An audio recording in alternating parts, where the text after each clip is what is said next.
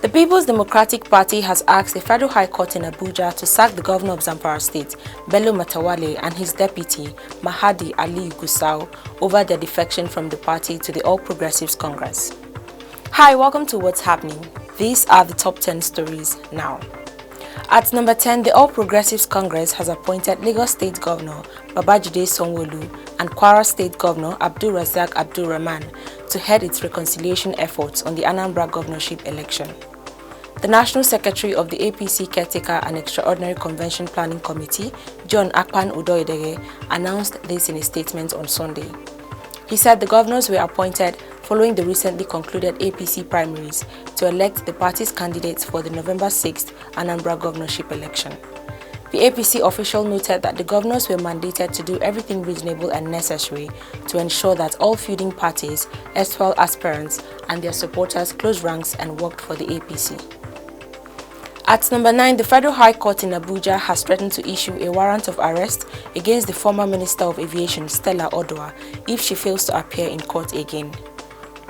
The judge in the alleged 5 billion naira fraud trial against Odua by the Economic and Financial Crimes Commission, Justice Inyang Eko, gave the warning after the counsel to EFCC, Hassan Liman, said the ex-minister and one other defendant were not in court to take their plea.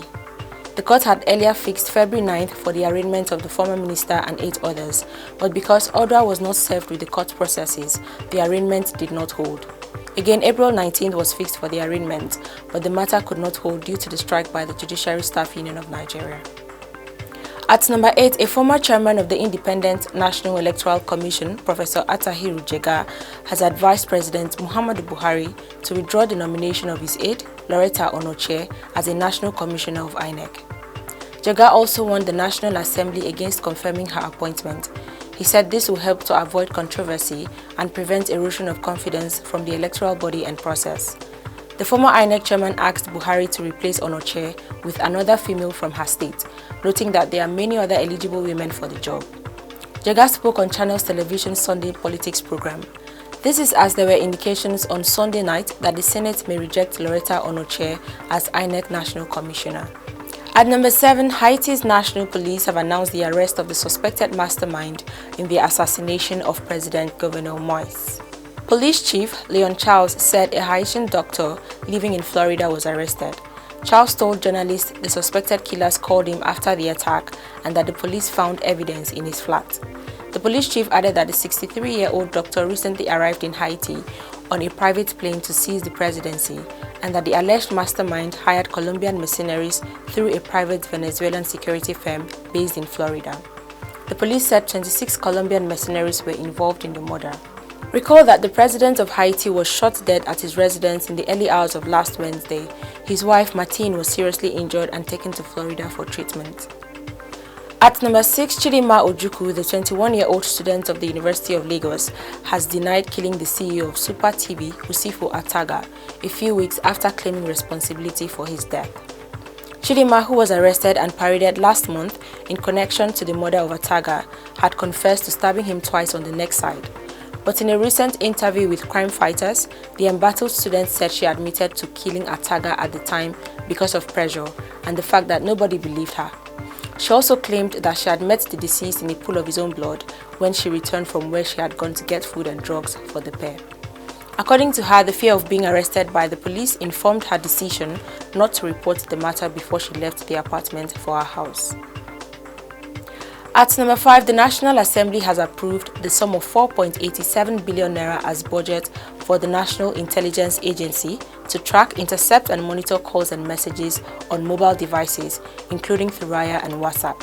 The amount is part of the 895.8 billion naira supplementary budget submitted by President Muhammadu Buhari last month and approved by both chambers of the National Assembly last week after increasing it to about 87 billion naira. According to the chairman of the Senate Committee on Appropriation, Senator Barau Jibrin, the budget is meant to procure equipment for the military and to fight further spread of COVID-19. At number 4, the governor of Oyo State, Adeboyega Oyetola, has mandated all public and civil servants in the state to wear adire to work every Thursday. Oyetola launched the mass production, promotion and marketing of Adire Osun and also declared every Thursday of the week Adire Osun Day. The Chief Press Secretary to the Governor, Ismail Omipida, made this known in a statement. Oyetola explained that the initiative was to reawaken the people's consciousness towards socio-cultural and artistic renaissance in the state. At number 3, the South African National Defence Force says it will deploy soldiers in Gauteng and KwaZulu-Natal provinces to assist law enforcement in calming the ongoing unrest in the provinces. On Wednesday, protests began in the provinces against the imprisonment of the former president of South Africa, Jacob Zuma, but violence erupted. Shops were looted and roads were blocked as the protesters marched through the city. The police said 3 officers were injured and the body of a 40-year-old man was recovered from a shop in Johannesburg. In a statement on Monday, the South African National Defence Force said the deployment will commence as soon as all pre-deployment procedures are in place. At number 2, a magistrate court sitting in Yaba, Lagos State, has refused to grant bail to the 49 Yoruba Nation agitators arrested and detained by the Lagos State Police Command. The agitators were arrested on July 3rd at Ojota while protesting in support of the actualization of Yoruba Nation. On Monday, July 5th, 2021, the court had granted the application for an ex parte order brought before it by the Lagos State Police Command to detain the agitators for 21 days. The 21-day ex parte order will expire on July 26, 2021. The motion for their bail application filed by human rights lawyers led by Olasukbo Ojo and Oladapo Kayode were adjourned until July 27, 2021 for a ruling. Finally, at number 1, the People's Democratic Party has asked the Federal High Court in Abuja to sack the governor of Zamfara State, Bello Matawalle, and his deputy, Mahadi Aliyu Gusau, over their defection from the party to the All Progressives Congress. The request forms were filed by 2 PDP members from Zamfara State, Sani Kaura Ahmed and Abubakar Mohammed. They want the court to, among others, declare that Matawalle and Gusau must resign from their offices before their defection to allow the Independent National Electoral Commission to conduct fresh election within 3 months for the PDP to replace them. After listening to the plaintiff's lawyer, Kanu Agabi, on Monday, Justice Inyang Ekwo granted an order of substituted service of the originating processes on the governor and deputy governor. Always remember to wear your mask, wash your hands and stay safe. That's all for today. See you next time on What's Happening.